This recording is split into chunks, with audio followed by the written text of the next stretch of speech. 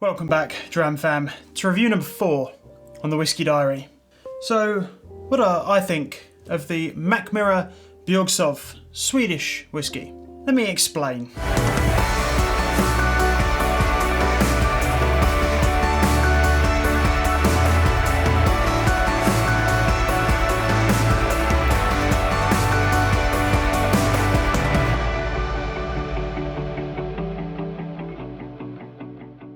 So this week I'm going to be taking a look at the Mackmyra Björksav whiskey. Now, I will preface this with a disclaimer.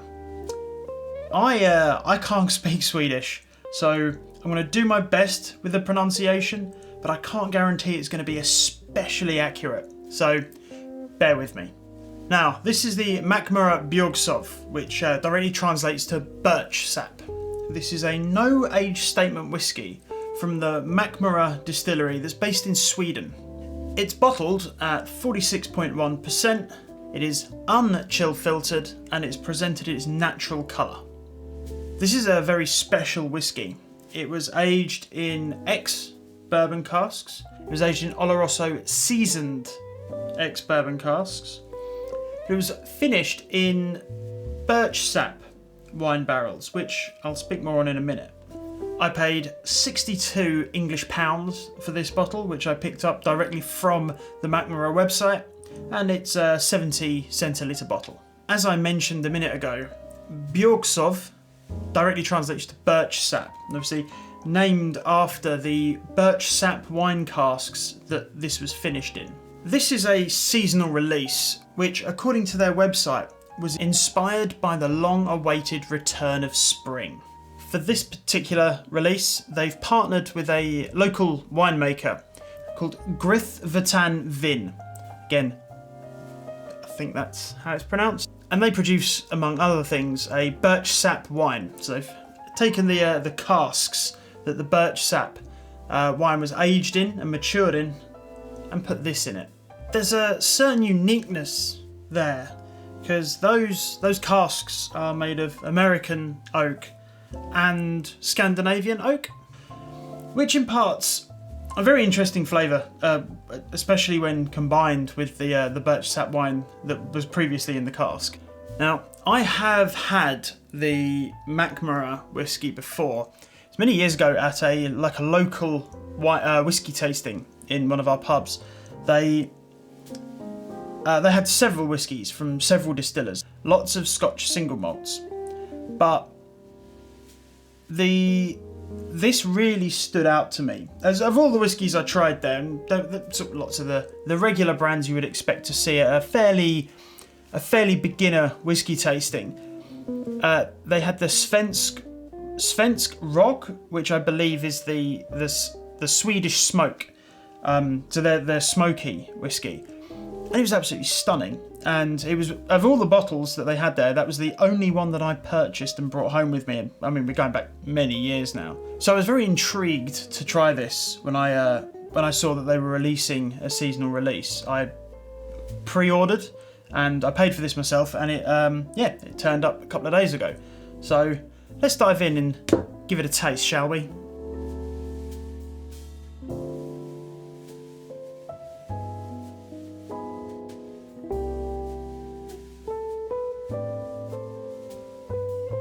So the first thing on the nose is it's very sweet. Not sickly sweet, but very bright. I detect a distinct citrus floral note. Definitely more sweetness.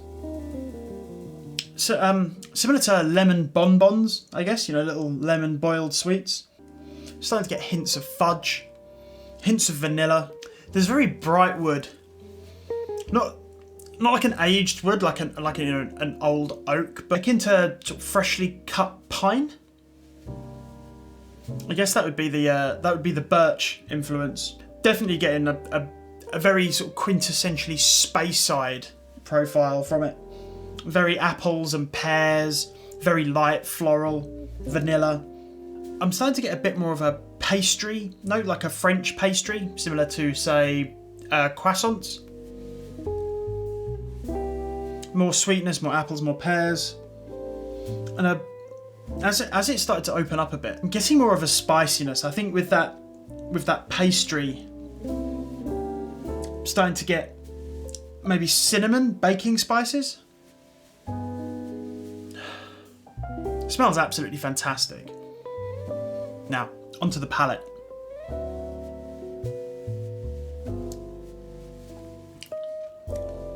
It's incredibly fresh, incredibly bright. Maybe almost a touch metallic, but not in a negative way. Just very bright and light and fresh. You definitely get some of that wood come through. I guess that would be the birch wine influence again. It's very light wood. It's not sort of that deep, rich oakiness that you expect from a lot of whiskies. Maybe hints of grape. I guess that would be again that wine influence. It's almost grape-like. More lemon, more of that citrus. I guess that vanilla again lends itself to like those lemon slices, little Mr. Kipling's lemon cakes. And you start to get some more of the herbal notes as well. Maybe sage or basil. Texture-wise, it's very bright and sharp and crisp. It's very assertive, almost prickly, I guess. Similar to what you might expect from something with like an aniseed influence. I wouldn't call it aniseedy, but it's got that very assertive, spicy, prickly texture to it. As for the finish, the brightness dies off fairly quickly. It's immediately quite drying. You know, when it first hits your tongue, it's very sweet and, again, like I say, it's light, but it's mouth-watering. And now it's left me with quite a dry, arid texture. Very sort of spicy and rich after, as I breathe in and out. I've got a lot of that sort of deep, spicy, rich flavour lingering behind. Some more of those baking spices and cinnamon. Maybe some more of that anise, but again, it's not aniseedy, but it's got some of those similar flavours to aniseed. Maybe almost Christmassy, but some more of those sort of nuanced notes that you get right on the start tend to die out, and you get more of a classic sort of. I mean, if you had to force my hand, I'd say it's definitely Speyside-y, and it's definitely got one of those Speyside-y finishes. Very fruity, dried fruits, maybe some of those spices coming through. So let's stick a few drips of water in it and see what happens.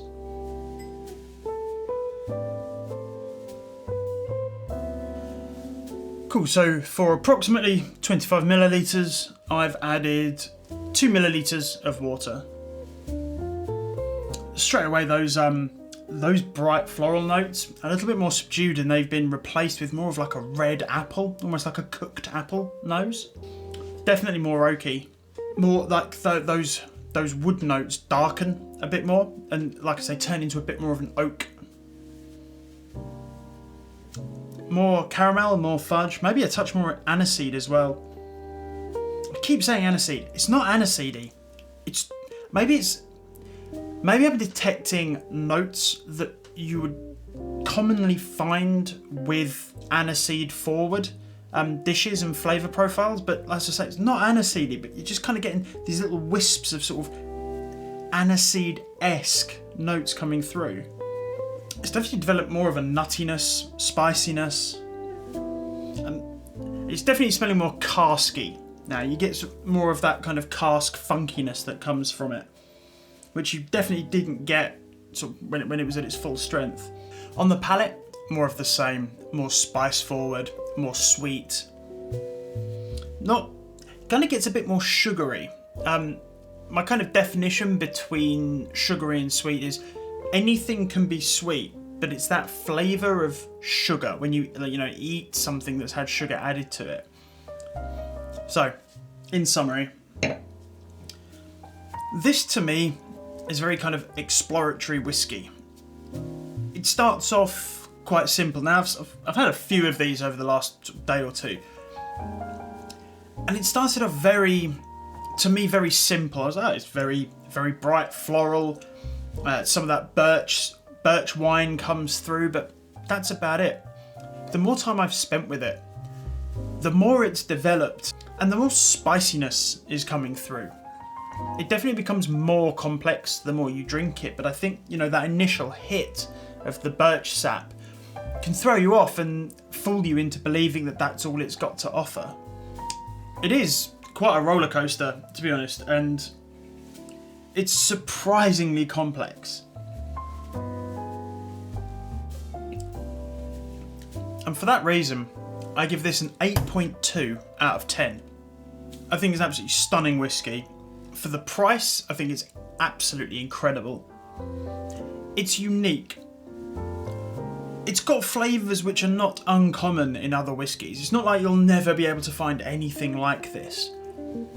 But I don't think you'll often find those flavours together. It's not often that I can honestly say I'm getting a strong birch sap wine. Now, I've had birch sap wine before. In fact, I've had birch sap spirits from places like Iceland and other Scandinavian countries. I quite like it, and I can definitely detect notes of it in this, and I think that's absolutely fantastic. I'm very much looking forward to trying more that this distillery has to offer. But anyway, that's enough from me. Thank you all very much for watching. If you like this video, please do hit the like button down below, and if you'd like to support the channel, click the subscribe button, click the bell icon to be notified whenever I upload. Leave me a comment down below if you've managed to try any of this, and I'd love to know your thoughts, because I've seen some quite divisive opinions on this so far. And on that note, Slanchevar.